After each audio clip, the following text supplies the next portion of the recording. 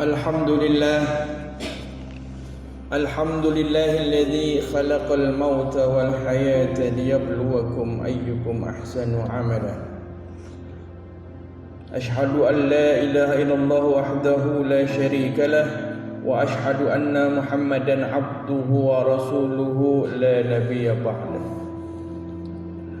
Allahumma fassalli wa sallim wa barik ala sayyidina Muhammad iftah babi rahmatillah adada ma fi ilmillah salatan wa salaman daimaini bidawami mulkillah wa ala alihi wa ashabihi wa man tabi'ahu wa mawalah la hawla wa la quwwata illa billah. Amma ba'du, fa ya ibadallah usikum wa iyaya bitaqwallah faqad faza man ittaqa.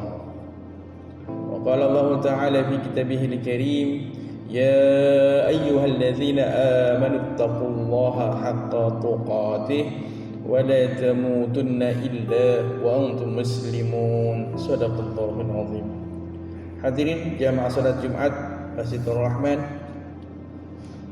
setiap kita manusia yang digambarkan oleh Nabi alaihi salatu wassalam adalah orang-orang yang berpotensi dan punya salah. Dalam hadis nyatakan kullu bani adam khata, setiap manusia punya salah, setiap manusia punya dosa. Wa khairul khata'ina tawwabun, sebaik-baik orang yang punya salah dia mengakui kesalahannya dan dia bertaubat. Dan ciri orang bertaubat itu termasuk adalah ciri orang bertakwa, karena dia sadar dia punya salah. Sebaik-baik manusia dia ngaku menyadari diri, saya ini banyak dosa. Kalau orang menyatakan, oh dosa saya nggak ada atau saya bersih daripada dosa, ketahuilah ini bukan termasuk golongan orang-orang yang bertakwa. Karena orang yang bertakwa sadar dia punya dosa, bahkan ngaku saya ini dosanya banyak. Bapak kan ibadahnya rajin, enggak, dosa saya lebih banyak.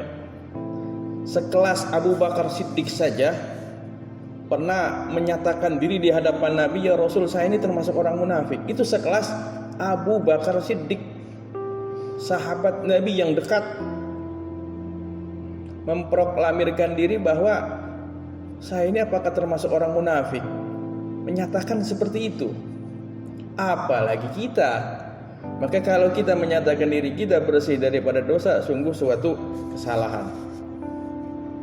Dalam surah Ali Imran ayat 35-36 Allah nyatakan walladzina idza fa'alu fahishatan aw zalamu anfusahum dzakarullaha fastaghfaru lidzunubihim. Dan orang-orang yang apabila berbuat kezaliman, berbuat fahisyah, keburukan, kekejian, bikin dosa, atau dia zalim kepada diri sendiri, dzakarullah, dia segera mengingat Allah, fastaghfaru lidzunubihim, kemudian dia beristighfar, mohon ampun kepada Allah. Ini ciri orang yang bertaubat. Maka ulama memberikan keterangan ciri orang taubat pertama itu dia sadar ngaku punya dosa. Dalam hadis riwayat Imam Bukhari, Muslim dan Imam Ahmad, innal abda idza i'tarafa bi dzambihi tsumma taballahu alaihi, sungguhnya seorang hamba apabila dia ngaku dia sadar punya dosa, kemudian dia bertaubat, taballahu alaihi, Allah terima taubatnya. Syaratnya itu ngaku. Karena kalau nggak ngaku dia punya salah, punya dosa, suruh taubat susah. Pak, ini salah Pak, ini gratifikasi Pak. Oh enggak, ini mah sekedar uang terima kasih. Pak, ini markup Pak. Oh enggak, ini mah biasa bagi-bagi jatah. Kalau dianggap biasa, suruh taubat susah. Pak, ini kan minuman haram. Ya kita kan pergaulan internasional sekedar untuk berkawan, menghangatkan suasana, sedikit kan gak apa-apa. Disuruh tobat susah, karena apa? Gak sadar kalau itu dosa. Tapi kalau sadar itu dosa, banyak sedikitnya yang haram tetap haram. Ini faktor pertama, sadar akan dosa. Setelah sadar dan mengakui, lalu banyak beristighfar. Nabi saja ngajarin kita istighfar sehari 100 kali. Dan beruntung orang yang dalam hidupnya ini memperbanyak istighfar. Tuba, beruntung orang yang fi kutubi, dalam kitab catatan amalnya istighfaron katsira, banyak istighfarnya. Maka paling tidak 100 kali kita beristighfar, karena kita menyadari kita sebagai manusia ada salahnya, ada khilafnya. Lalu bertekad untuk tidak mengulanginya lagi. Dan ini yang disebut oleh Allah taubatan nasuha. Ya ayyuhalladzina amanu tubu ilallahi taubatan nasuha. Wahai orang-orang beriman, taubatlah kepada Allah dengan sebenar-benarnya taubat. Kesungguhan dalam hati, ada iktikad untuk terus berbuat baik. Ini yang disebut taubatan nasuha. Namun demikian, dalam hadis disebutkan, ada beberapa hadis yang menyatakan tentang seseorang yang bikin dosa. Dia bertobat, nggak lama kambuh lagi, bikin dosa lagi, berulang dan berulang. Sampai Nabi menyatakan kalau yang begini teruslah bertaubat. Meskipun kau sehari bikin dosanya 70 kali, terus jangan berhenti taubat. Dalam hadis lain,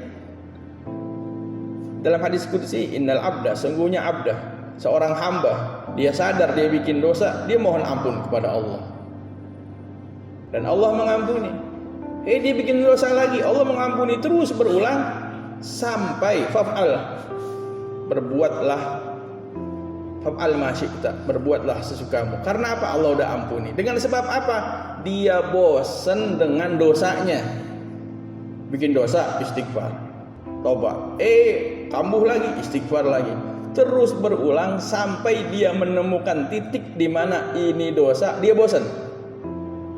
Ada orang yang judi, diingetin, masih main judi lagi, terus berulang sampai dia menemukan titik bangkrut, baru dia sadar. Dan ini titik taubatnya.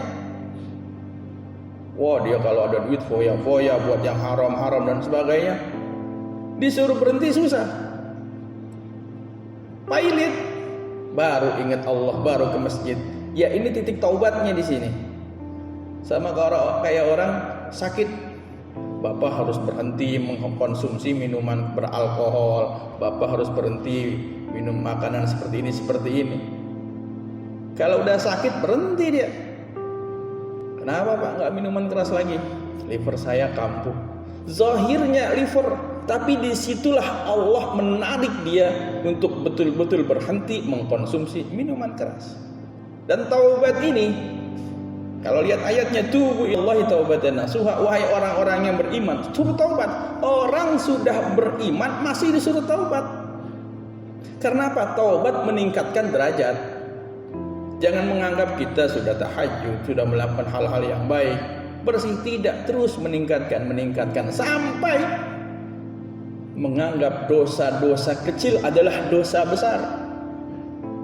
Ini tingkat kehati-hatian yang tinggi. Dan kita belum sampai derajat seperti itu, maka kita terus bertaubat. Dan yang terakhir, ketika dosa, kesalahan kita terkait dengan orang lain, maka yang perlu kita lakukan minta maaf dan minta ridha. Kita bikin salah sama orang kita fitnah, orang kita jelek-jelekin, lalu kita mohon ampun, kita istighfar. Istighfarnya tidak urusan kita dengan Allah selesai, tapi urusan kita dengan sesama belum selesai. Kalau ini berlarut-larut dan berlanjut dan dia wafat dalam kondisi belum minta maaf dan belum dimaafkan, maka di akhirat akan jadi beban. Di dunia harta orang kita ambil, hak orang kita ambil, orang kita zalimi. Di akhirat orang ini yang belum memaafkan dan kita belum minta maaf kepadanya akan menagih kita. Dengan apa ditagihnya? Dengan amal. Orang yang kita zalimi menagih haknya, lalu dia mengambil ibadah pahala-pahala kita. Diambil tuh. Orang tersebut pahalanya diambil. Masalahnya kalau yang dizalimi ini banyak, yang datang semakin banyak. Maka dalam hadis disebutkan ada orang yang bangkrut, muflis. Karena apa? Dia datang menghadap Allah dengan pahala salat, pahala puasa, zakat, haji, umroh dan kebaikan lainnya, tapi dia zalim sama orang. Di akhirat diambilin itu pahalanya sedikit demi sedikit dan habis pahalanya. Pahala yang begitu banyak habis. Setelah pahala habis masih ada yang datang lagi menagih hak. Apa yang dilakukan? Malaikat diperintahkan Allah untuk mengambil dosa orang yang dizolimi, ditimpahkan kepada orang yang berbuat zolim yang tadi pahalanya sudah habis. Jadi pahala habis, dosa bertambah. Gara-gara apa? Zolim kepada orang dan tidak minta maaf serta minta ridha. Nah, dengan ini menjadi motivasi buat kita agar terus berusaha memperbaiki diri, agar terus berusaha bertobat. Kalau memang mengulangi lagi, jangan kapok untuk taubat, sebagaimana Allah pun tidak berhenti memberikan ampun kepada hamba-hambanya. Semoga kita bisa istiqomah dan wafat dalam keadaan husnul khatimah. Amin ya rabbal alamin. Barakallahu li wa lakum fil Qur'anil azim wa nafa'ani wa iyyakum bima fihi minal ayati wa dzikril hakim. Aqulu qawli hadza astaghfirullahal azim li wa lakum wa lisairil mu'minina wal mu'minat wal muslimina wal muslimat fastaghfiruhu innahu huwal ghafurur rahim.